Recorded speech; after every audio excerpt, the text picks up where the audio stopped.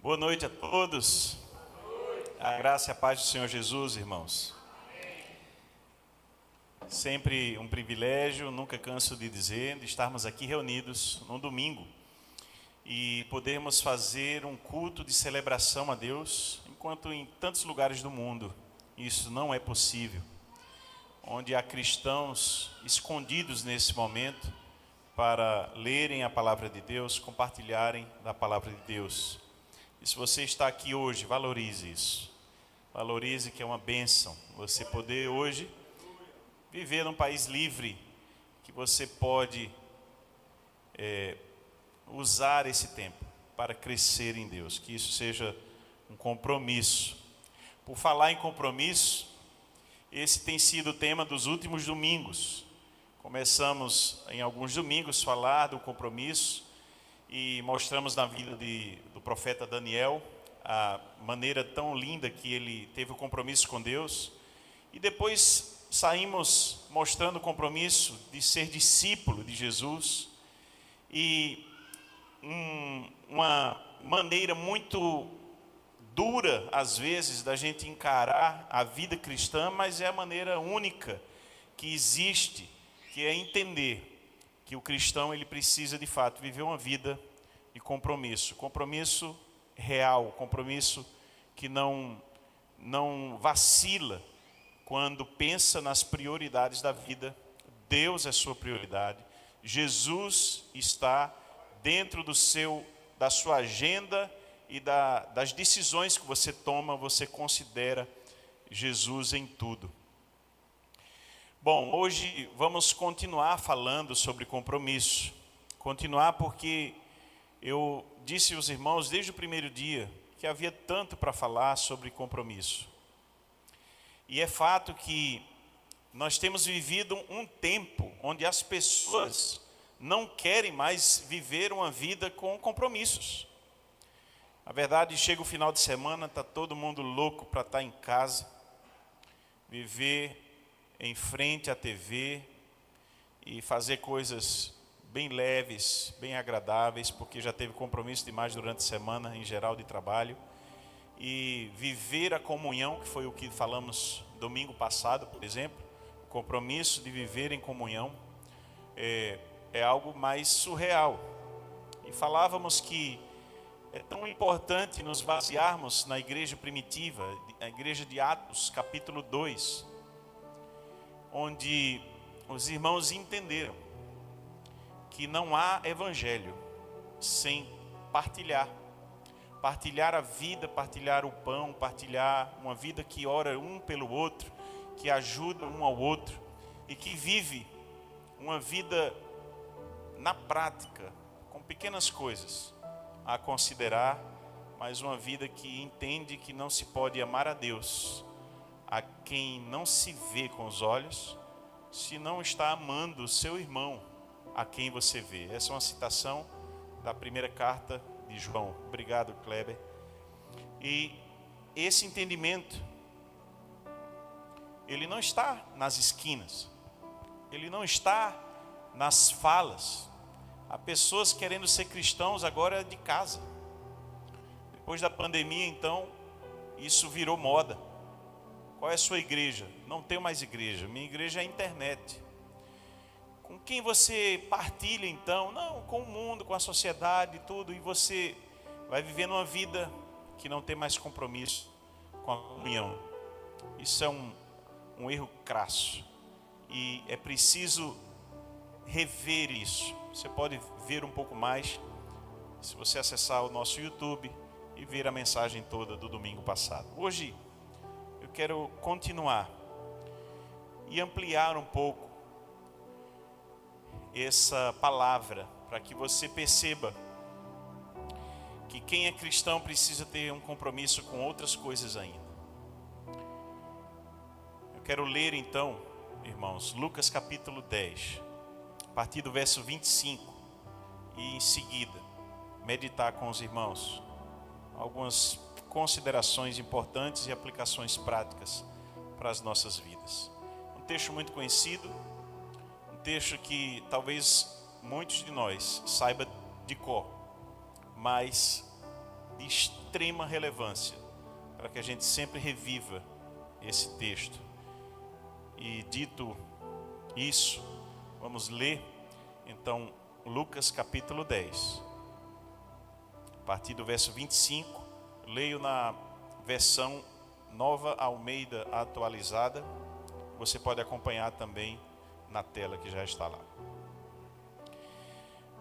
E eis que certo homem, intérprete da lei, se levantou com o objetivo de pôr Jesus à prova e lhe perguntou: Mestre, que farei para herdar a vida eterna? Então Jesus lhe perguntou: o que está escrito na lei? Como você a entende? A isto ele respondeu: ame o Senhor seu Deus de todo o seu coração, de toda a sua alma, com todas as suas forças e todo o seu entendimento. E ame o seu próximo como você ama a si mesmo. Então Jesus lhe disse: você respondeu corretamente. Faça isto e você viverá. Mas ele, querendo justificar-se, perguntou a Jesus: quem é o meu próximo?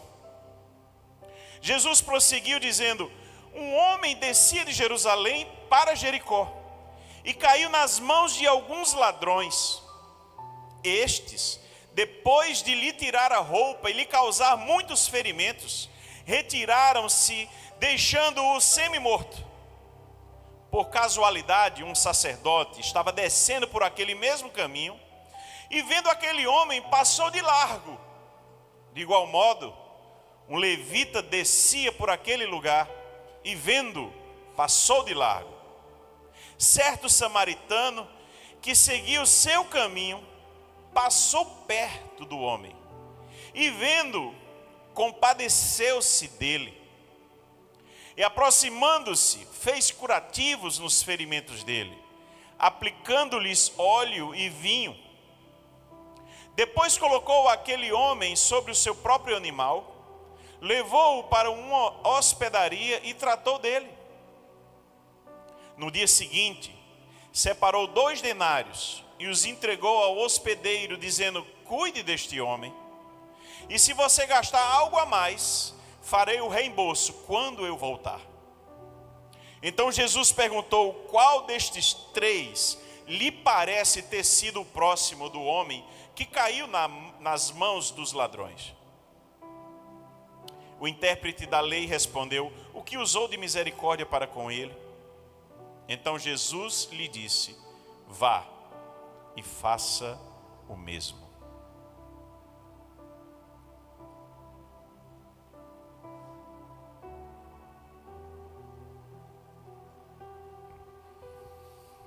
Eu não sei o que você fez nesse feriado. Eu pude visitar meu filho lá em Juazeiro do Norte. É chão, viu? Quem já esteve lá pelaquela terra? Meu filho está morando lá, alguns já sabem, e foi um tempo muito precioso, né? Mesmo que você passa 2, 3 dias, um filho assim a gente mata a saudade, né? Fica com gostinho de quero mais. E ontem de manhã, a gente voltou no final da manhã, saiu de lá, chegou aqui à noite, teve uma odisseia, né, na estrada, passando, tem família em Santa Luzia, então foi visitando, chegamos aqui bem tarde. Mas interessante porque ontem eu comecei a preparar essa mensagem ainda no início da semana e já estava com esse texto pensando em tudo. O que é que acontece ontem de manhã? Era 6 e pouquinho da manhã, que o jogo começava às 6:30, uma pelada. Não era pelada da orla não, viu? Mas nossa peladinha que a gente tem aqui, eles lá na igreja que o meu filho está frequentando também tem uma peladinha. E é de 6:30 da manhã até 7:30. Prontamente, já levamos as chuteiras daqui, eu e o Lucas, né, que foi também, e nos preparamos e nos encaminhamos para lá. Chegamos 5 minutos antes da peladinha, mas quando a gente estava chegando, na esquina havia um homem caído. E uma moto. Interessante que havia um carro antes que eu vi passar, tinha gente passando do outro lado da rua e tinha um homem junto dele, esperando alguma coisa acontecer, pedindo socorro de alguma maneira, e esse homem caído. E nós estacionamos o carro, fomos os três correndo lá para poder ver o que estava acontecendo. E ele disse que já tinha ligado para o SAMU, mas que o SAMU estava demorando. E ali Lucas, estudante de medicina, começou a olhar também, e eu batia no rapaz assim, ele estava semi-morto. Eu estava só lembrando a mensagem. E tentando falar com ele, ele todo machucado, muito machucado. Mas quando nós fomos, começou a juntar gente mais. Uma senhorinha que estava passando de cachorro agora já se aproximou. Tudo, aquele movimento começou, uma outra começou a aparecer também do outro lado. E eu notei aquele cenário todo. Enquanto conseguimos acordar o rapaz caído, e ele estava completamente embriagado, não sabia de nada, todo machucado. E aquela cena foi muito impactante. Sempre é. Mas impactante por quê? Porque havia carros passando. Eram poucos por causa do horário. As pessoas que olhavam e simplesmente não faziam nada. E nós três que estávamos ali, que não éramos da cidade, foi que paramos para ajudar o rapaz. Aí nesse tempo, enquanto meu filho ainda observava, a gente avaliava a situação, chegou a polícia e o SAMU. E tomaram conta da situação. A gente foi para o nosso futebolzinho com pesar no coração, né? Mas a gente viu que não havia nada grave com o rapaz, pelo menos aparentemente. Mas isso me chamou a atenção. Eu acho que Deus permite tudo, né, acontecer para a gente ver cenários. Ver cenários. Pessoas que estão caídas. Já falei em um outro tempo aqui, pessoas nos sinais de trânsito também. Pessoas que estão invisíveis. Pessoas que a vida passa e elas são invisíveis a nós. Às vezes gente da nossa família. Às vezes um vizinho, que você não sabe nem o nome. E aí Jesus vem com essa ideia do próximo. Recentemente o Brasil se surpreendeu com a separação da Sandy, né, do Sandy Júnior. Alguém disse, Sandy se separou de Júnior. Não, Júnior era o irmão dela. Eu não sabia muito bem. Eu disse, Sandy se separou de Júnior? Não, o marido dela era outra pessoa. Mas dias atrás também vi um casal e ficamos chocados, um casal que a gente conhece de muitos anos, se separarem. A gente achava que eles iam envelhecer juntos. Como é chocante as pessoas dizerem que não tem mais amor. As pessoas dizerem que, sabe, eu não sei mais o que eu sinto por você. E eu fiquei realmente com um grande pesar naquele dia que eu vi a separação de amigos. Porque essas coisas ainda nos chocam. Você já ficou chocado com uma situação parecida? Sabe por quê? Porque o amor real não é para acabar. Amor que é amor é para ir com a pessoa até o fim. Falar de amor entre pessoas é também falar de amor entre relacionamentos, sejam quais forem esses relacionamentos, marido e mulher, pai e filho, amigos. Como estão os nossos relacionamentos? Essa é uma pergunta para hoje. Como está a nossa relação de amor? E aí você já deve ter percebido que eu vou falar compromisso de amar. Compromisso de amar.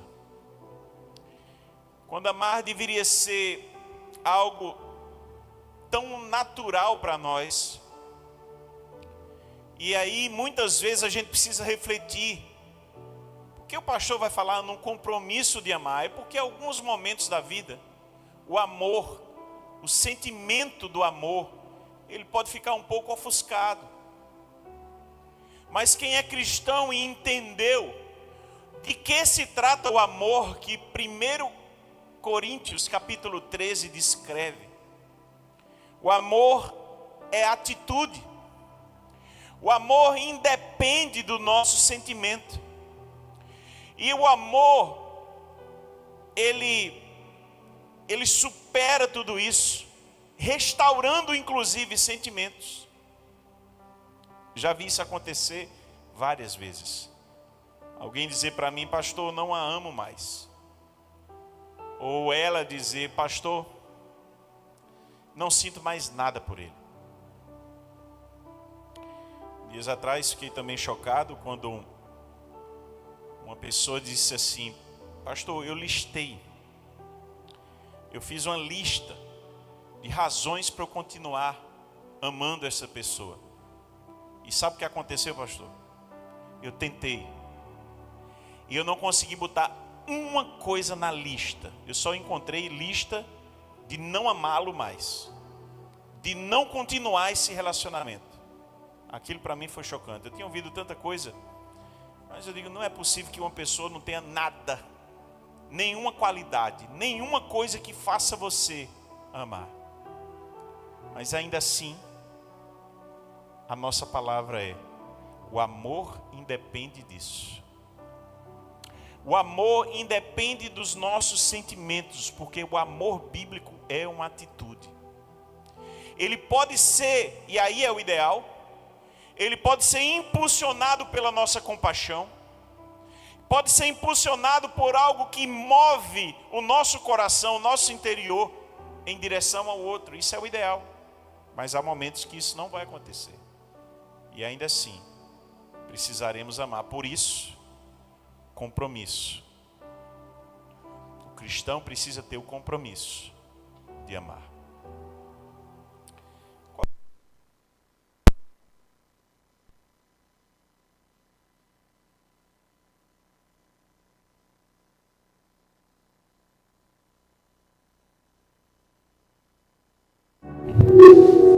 Qual o contexto então desse texto que nós lemos? Jesus está conversando com o intérprete da lei.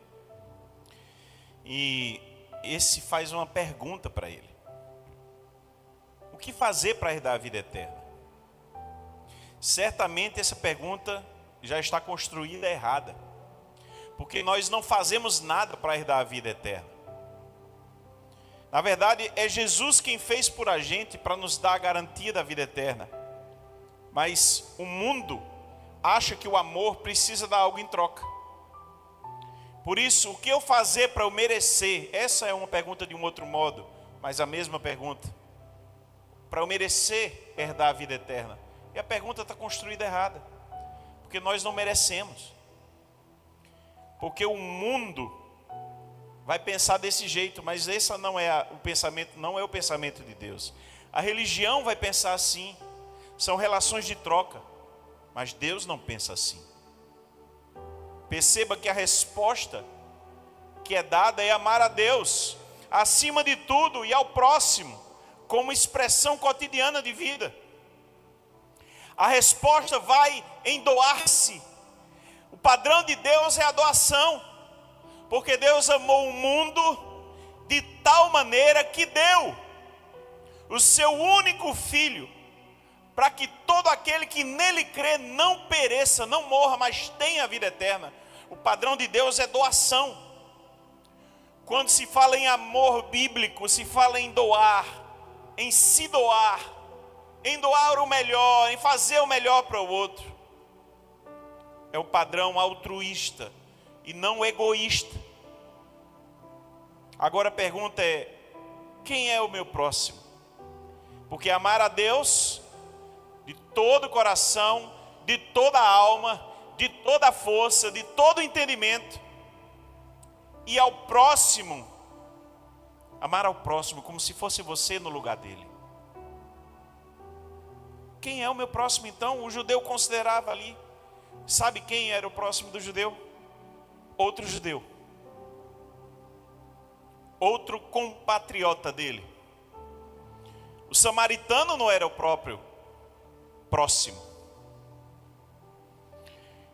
e não se considerava próximo, um povo mestiço, como eram os samaritanos. E aí chega a história. Jesus conta a parábola. O homem desce de Jerusalém para Jericó, uma descida de mais ou menos 1000 metros de altura, um pouco mais do que isso. E o homem é assaltado. Ladrões fazem esse desfavor e o deixam ali semi-morto. E aí o Hernandes Dias Lopes diz que aparece o primeiro grupo dessa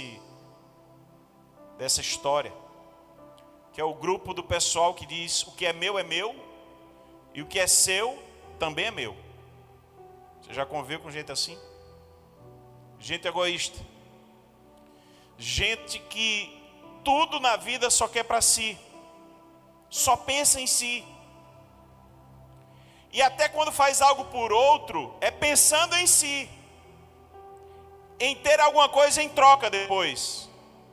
Está cheio, cada dia mais vemos mais pessoas assim. Será o seu caso? E de repente começa a aparecer um outro grupo.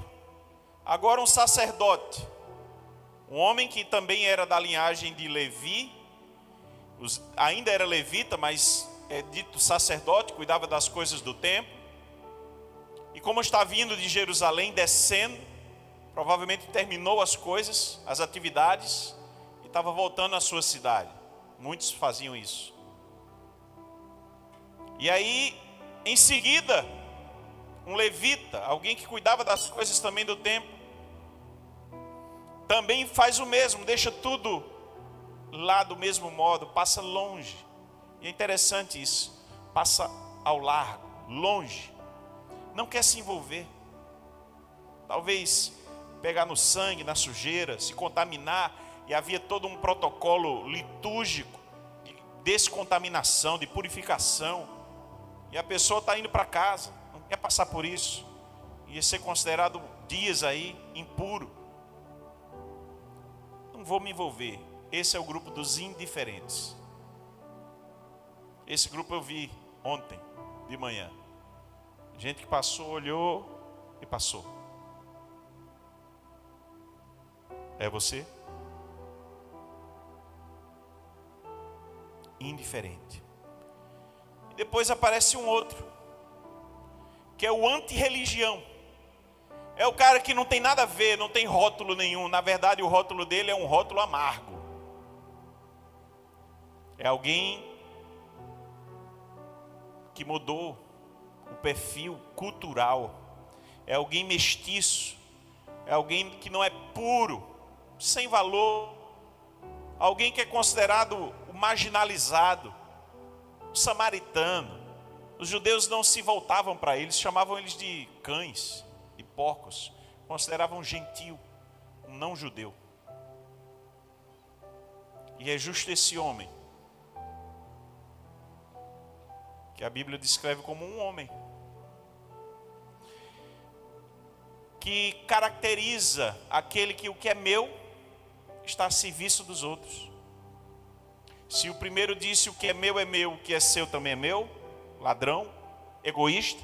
O segundo: o que é meu, o que é seu, indiferente. Agora esse homem diz: o que é meu está a serviço de todos. Na verdade, nada é meu. O Luciano Subirá diz que o próximo não é um parente familiar ou quem está muito próximo, como um vizinho, né, geograficamente.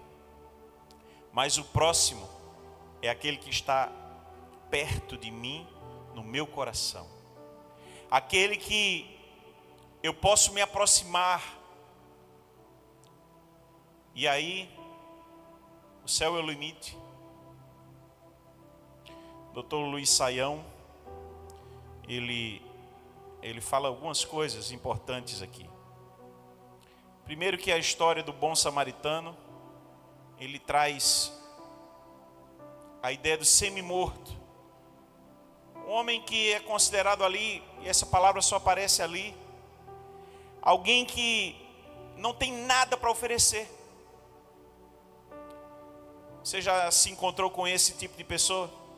Porque o bem que você faz para alguém que pode lhe devolver algo em seguida, esse é um bem duvidoso ainda. Esse é um amor duvidoso. Mas quando você faz o bem a quem não tem o que lhe oferecer em seguida, essa é a melhor expressão do amor bíblico. Há uma atitude. E o que Jesus nos ensina, irmãos, depois dessas considerações, o que ele de fato traz nesses ensinamentos, o que é que a gente pode pegar para a nossa vida? Há um grande ensino aqui. Jesus combate a religiosidade e mostra a importância de amor genuíno, do amor ao próximo, o amor mensurado, mensurável, que pode ser tangível. Não é um amor hipotético, não é um amor de dizer assim: eu te amo tanto, mas não faço nada por você. Eu te amo tanto, mas vejo você na pior e não faço nada. Não.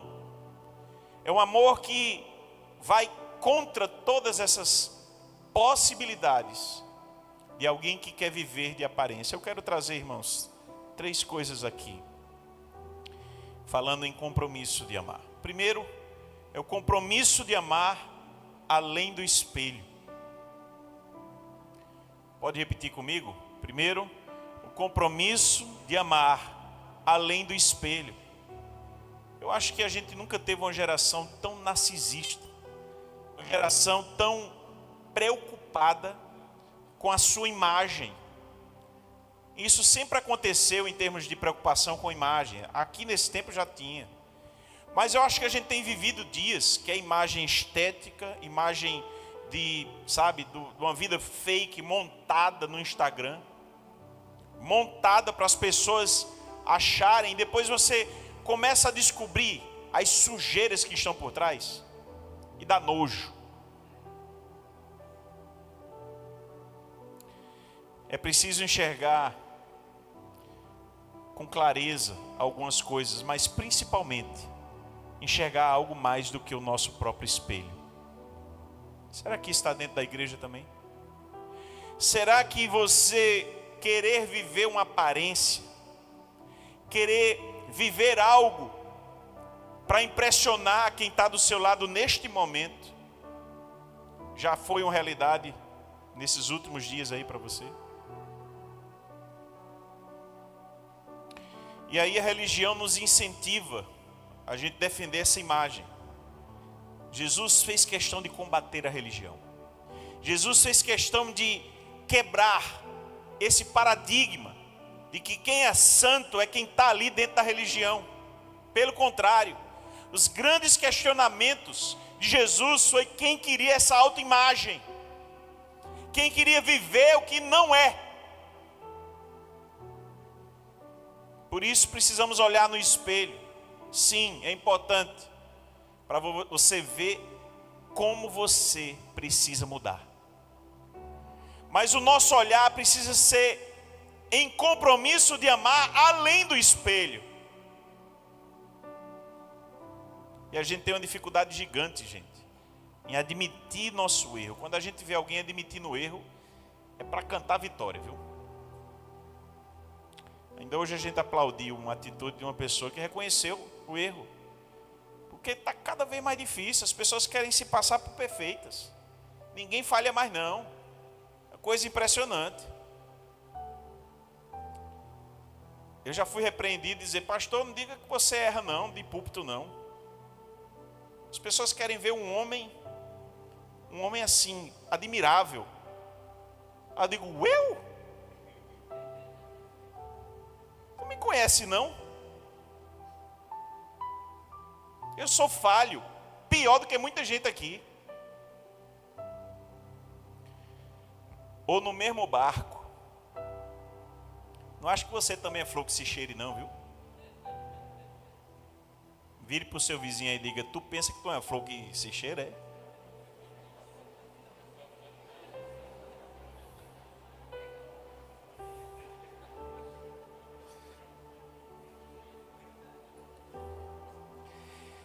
Gente, a gente precisa quebrar as máscaras.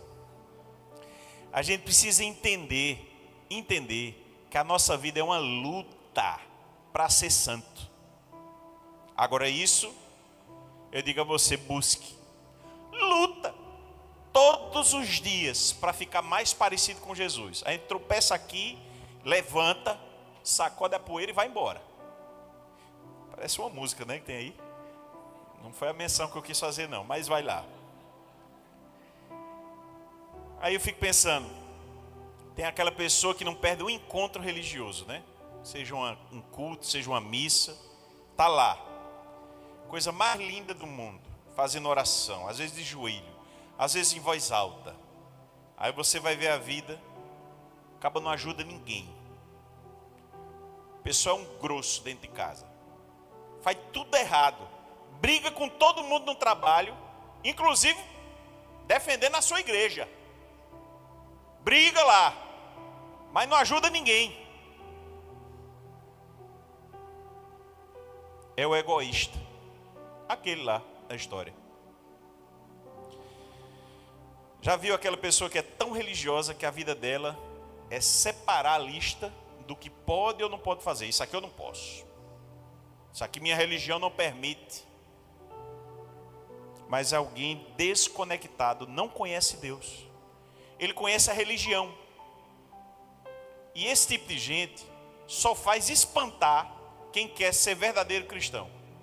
A pessoa às vezes quer vir para a igreja e diz: pastor, fulano está na tua igreja. Eu digo: ai meu Deus, olha quem ele viu, Jesus. A gente está lutando com esse irmão, gente.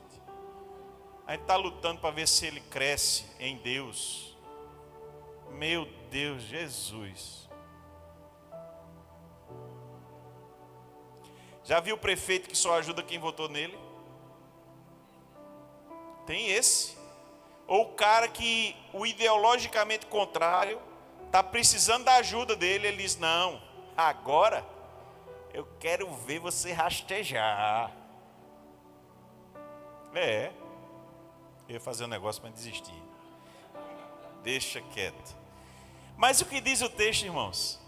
Certo samaritano que seguia o seu caminho passou perto do homem e vendo, olha o detalhe, compadeceu-se dele. Compadeceu-se dele. Aí eu vou fazer umas perguntas com tristeza aqui, no meu coração.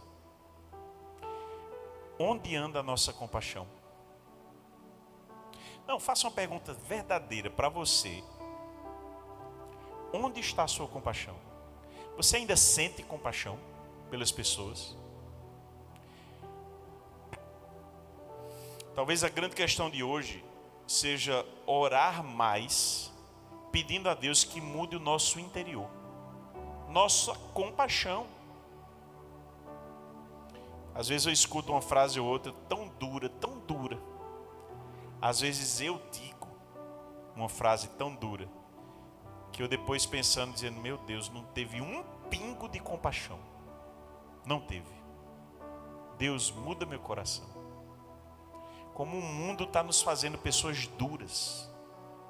Pessoas que confrontam e muitas vezes não amam. Essa é uma avaliação importante. Qual o tamanho da compaixão ocupando o seu interior? Quanto temos compaixão real dentro de nós? Compromisso de amar além do espelho. É de olhar para o outro, olhar para quem está precisando, como esse samaritano, que era um homem lá, que estava lá, jogado. Não havia nada que ele ganharia com aquilo. Mas ele teve compaixão. O texto diz que ele teve compaixão. Ele não conseguiu deixar o cara lá. Quantos de nós faria isso? Segunda coisa, além do compromisso de amar além do espelho. Amar mais do que amar você. Amar o outro. Compromisso de amar além do espelho. Segunda coisa, é o compromisso de amar com atitude prática. Pode repetir comigo? Compromisso de amar, com atitude prática. Meus irmãos, o evangelho é muito simples. O evangelho, ele é palpável.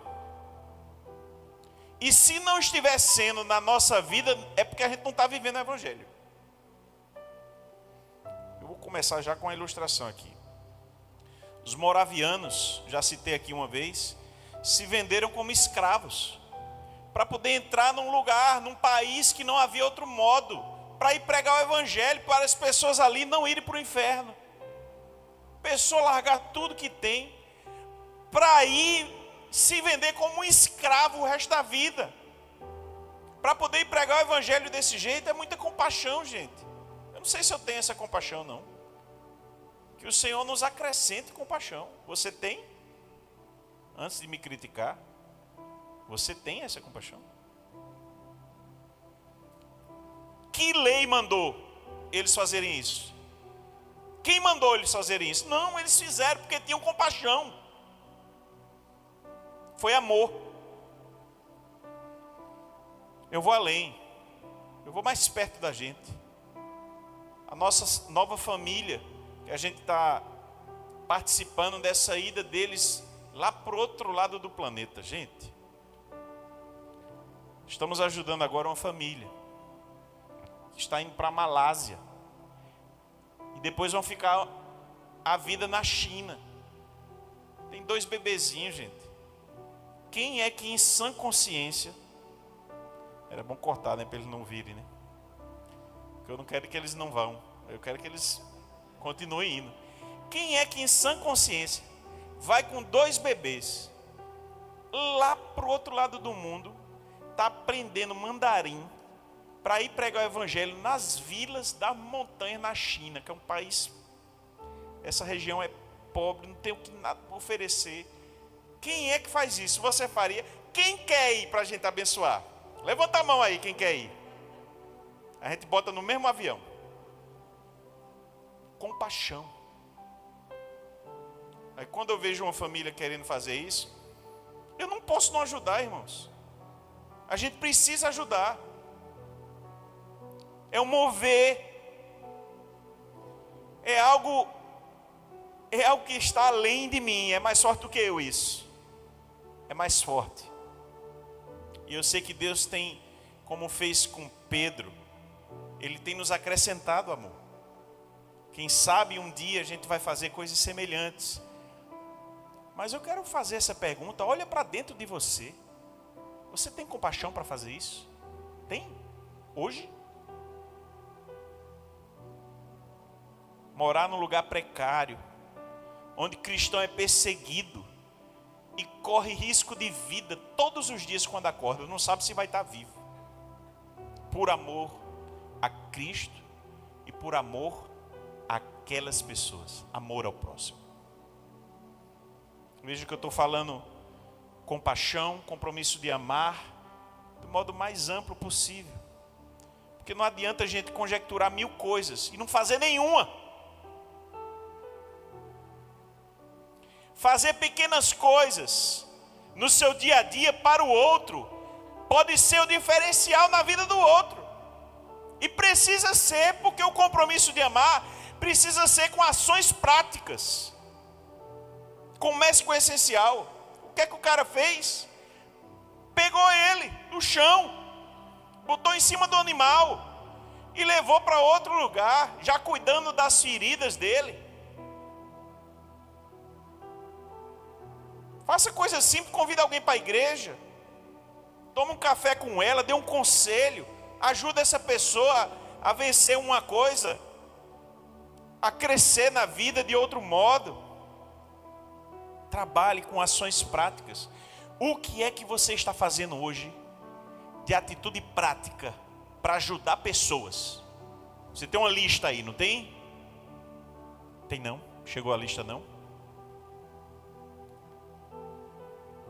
Talvez você não esteja fazendo o que precisa ser feito. O compromisso de amar com ações práticas, atitudes práticas no dia a dia. Aí veja, ainda tem uma segunda fase. Depois disso, O cara lá ainda fez uma ajuda terceirizada. Ele disse: olha, eu vou pagar o que precisar. Eu vou para o trabalho agora, eu vou continuar a minha jornada, mas eu trouxe ele para cá, já dei assistência inicial. Agora você pode continuar ajudando aí, porque se você precisar de mais coisa, eu vou pagar. É ajuda terceirizada já, né? Eu tenho um amigo que disse que é o mestre da terceirização. Mas é uma ajuda indireta. Às vezes a gente não pode ajudar a pessoa diretamente, mas encontra alguém que pode e bota lá. Ação prática. Ação prática de ajuda. Ah, não posso fazer nada. Cruza os braços. Eu não tenho um animal para botar ele em cima. E eu não consigo carregar ele, porque eu já sou uma senhorinha. Não consigo carregar ele. Então começa a gritar. Grita pedindo ajuda, alguém vai ouvir. Faz alguma coisa. Faz alguma coisa por alguém da tua família que está precisando. Faz alguma coisa pelo teu vizinho. Por aquela pessoa no trabalho que está em depressão. Já visitou ele? Já fez alguma coisa por ele? Ações práticas.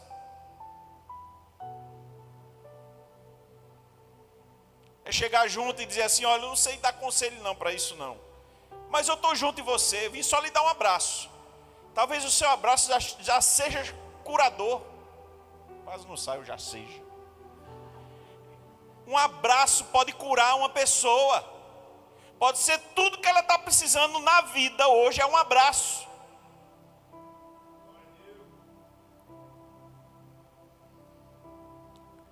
Alguém disse que o amor, para ser amor, precisa ser em atitudes práticas e quebrando preconceitos, paradigmas. Quais os paradigmas que você já quebrou para poder ajudar alguém? Para poder mudar uma realidade, fazer alguma coisa. Seja o primeiro a ajudar. Seja o primeiro. Você tem o Espírito Santo, você tem Deus na sua vida para lhe orientar, ajudar alguém. Seja o primeiro. Às vezes não podemos fazer o que a pessoa está pedindo, mas você pode fazer outra coisa. Faz exatamente o que ela precisa e você pode fazer. E o resto ora por ela. Vai atrás de gente que pode ajudar. Ajude. Ação prática. Aproximando-se, fez curativos nos ferimentos dele, aplicando-lhes óleo e vinho. É o cuidado. Depois colocou aquele homem sobre o seu próprio animal. Aí pegou os seus recursos, né? Usou o seu recurso para abençoar. Botou o cara em cima. E se empreendeu esforço para isso. Atitude. Levou para uma hospedaria. Trouxe uma realidade diferente da que ele estava. Mudou a realidade do homem. E tratou dele. Tratou. Compromisso de olhar além do espelho. Esse é o compromisso de amar. E compromisso de você poder fazer algo mais. Ações práticas. Compromisso de amar em ações práticas. Por fim, irmãos, compromisso de amar até o fim. Você pode repetir comigo? Compromisso de amar até o fim. Então, se o compromisso de amar já envolve você ir além do seu espelho, olhar para as outras pessoas. Se o compromisso de amar é com ações práticas, atitudes práticas, o compromisso de amar precisa ser amar até o fim. No dia seguinte, ele separou 2 denários e os entregou ao hospedeiro, dizendo: cuide deste homem, e se você gastar algo a mais, farei o reembolso quando eu voltar. Ou seja, ele ia voltar. Ele não ia desistir do rapaz. Seja a pessoa que volta. Seja a pessoa que cuida do outro até ele ser restaurado. Confere se a pessoa ficou bem. Jesus perguntou: qual desses 3 lhe parece ter sido o próximo do homem que caiu nas mãos dos ladrões? O intérprete da lei respondeu: o que usou de misericórdia com ele. Então Jesus lhe disse: vá e faça o mesmo. Nós precisamos entender isso. Aquele exemplo, aquela história, aquela parábola. E há quem diga que essa é uma história que Jesus usou, o The Chosen fez esse paralelo como uma ideia, e Jesus ter usado essa história porque ela de fato aconteceu, mas não importa para nós, o que importa é a lição. Vai, faça o mesmo. O ensino é de crescer em amor todos os dias. É de amar até o fim.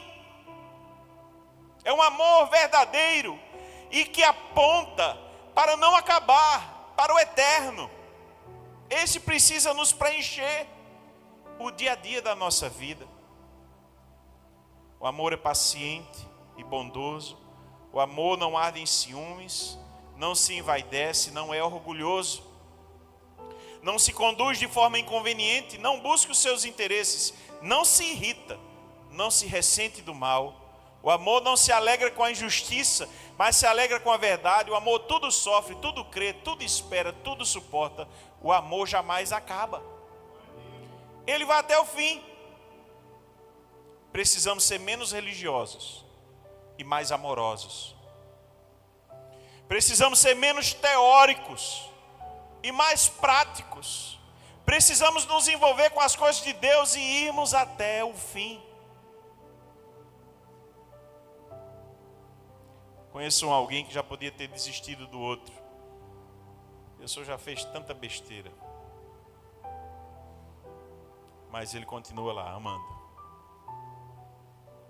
Sabe quando não há razão alguma para você ser mais amigo do outro? A pessoa já pisou na bola, pisou na bola, pisou na bola e continua pisando na bola. E você continua amando. Pois é. Não desista das pessoas. Não desista de amar. João 13, verso 1. Antes da festa da Páscoa, sabendo Jesus que era chegada a sua hora de passar deste mundo para o Pai, tendo amado os seus que estavam no mundo, amou-os até o fim.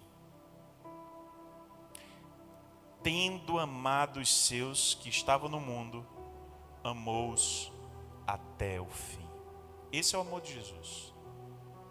Esse é o amor que precisamos imitar. Jesus amou os discípulos até o fim. Não desista de ninguém. Não desista de amar as pessoas. As pessoas podem até desistir de você, mas você não vai desistir delas. Você tem o Espírito Santo, você tem o amor de Deus em você. Que você faça a diferença na vida de outra pessoa e ensine a amar, mesmo quando não há razão aparente mais.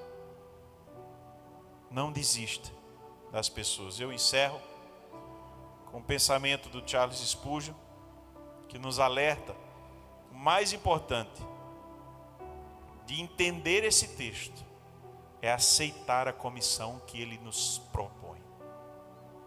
O mais importante, depois de entender esse texto, é aceitar a comissão que ele nos propõe. Charles Spurgeon. Vá e faça o mesmo.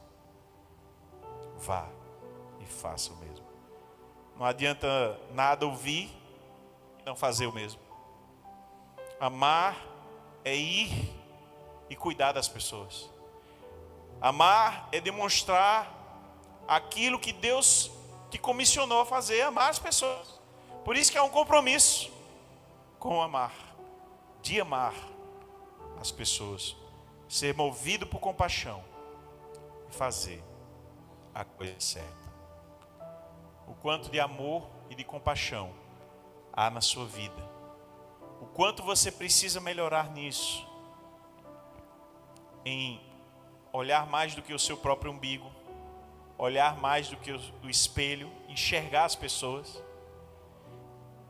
de você também viver uma vida com ações e atitudes práticas, e você não desistir das pessoas, e amar até o fim. Feche seu olho onde você está. Ore comigo peça a Deus que faça uma obra. Às vezes você não está sentindo nada nesse momento, só frieza no coração. E a Bíblia diz que o amor de muitos no final dos tempos se esfriaria. Mateus capítulo 24. Será que você já foi incluído nisso?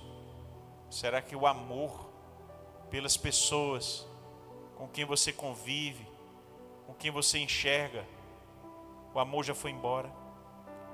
Peça a Deus que trabalhe na sua vida hoje, te dê compaixão, te renove de algum modo e que isso cresça. Oh Deus, em nome de Jesus, nos colocamos diante do Senhor, porque entendemos o nosso compromisso em amar, e que amar não é sentimento, amar é atitude. Por isso, Deus nos impulsiona a irmos e demonstrarmos o teu amor para as pessoas. Mas melhor ainda, Senhor, restaura em nós a compaixão. Trabalha no nosso interior, Senhor, nosso coração frio, na frieza espiritual, que o mundo nos fez perder o amor, a compaixão. Deus, tem misericórdia de nós. E nós hoje te clamamos, Senhor, nessa noite, que o Senhor acenda uma centelha, um fogo de compaixão nessa igreja. Que o Senhor acenda uma centelha de compaixão pelas pessoas. Deus, que isso comece comigo, Senhor. Deus, transforma-nos, Senhor, a partir de mim. E que essa seja a oração de cada um de nós. Reconhecemos nosso pecado, Senhor, de apatia, de frieza, Senhor, tantas vezes. E precisamos, Senhor, de muito mais compaixão, de muito mais amor prático, Senhor. Transforma-nos, Senhor. Transforma-nos, Senhor, e acende um fogo em nós. Acende o fogo do teu amor. Em nome de Jesus. Em nome de Jesus.